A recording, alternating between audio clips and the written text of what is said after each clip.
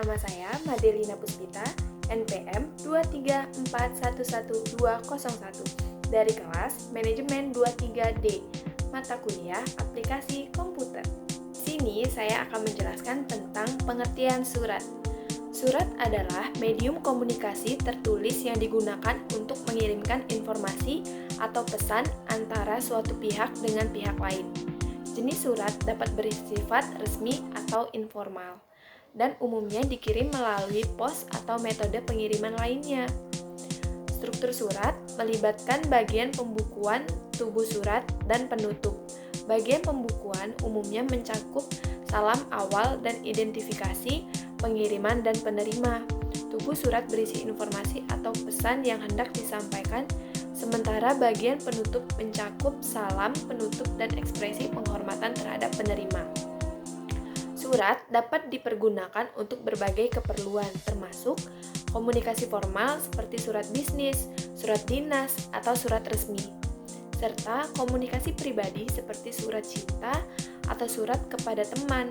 Media surat dapat berbentuk fisik atau elektronik, tergantung pada konteks dan preferensi pihak yang terlibat. Secara umum, istilah surat juga dapat merujuk pada dokumen tertulis lainnya, seperti surat kabar atau dokumen berita, surat kuasa atau dokumen yang memberikan wewenang kepada seseorang, atau surat perjanjian atau dokumen yang membuat kesepakatan antara pihak-pihak tertentu.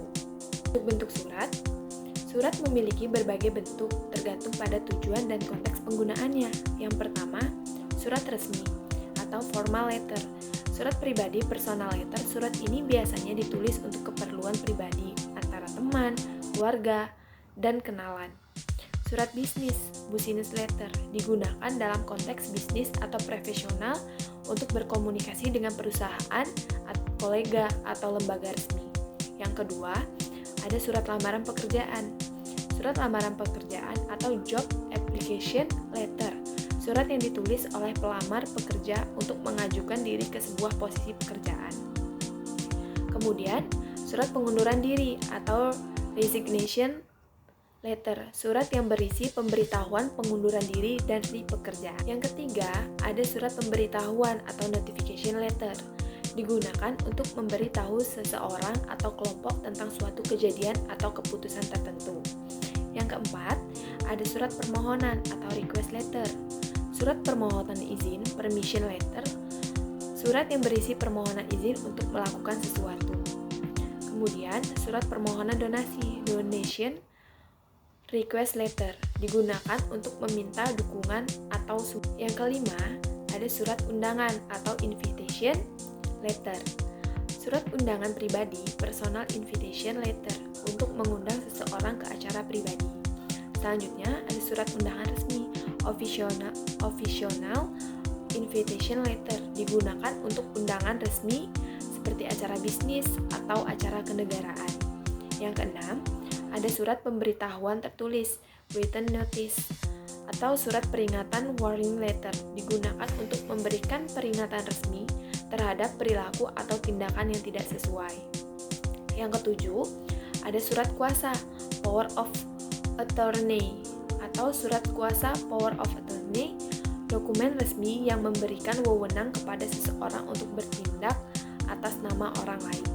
Yang kedelapan, ada surat keputusan atau decision letter, atau surat pengumuman kepada announcement of division letter, untuk mengumumkan suatu keputusan kepada penerimaan surat. Yang kesembilan, ada surat perjanjian, agreement letter. Surat perjanjian agreement letter digunakan untuk menyampaikan persetujuan atau kesepakatan tertentu. Yang ke-10, ada surat saran atau tanggapan, letter of advice or response. Surat saran, letter of advice, untuk memberikan saran atau pendapat kepada seseorang atau kelompok. Yang selanjutnya, surat tanggapan, response letter, untuk menanggapi surat atau permintaan tertentu.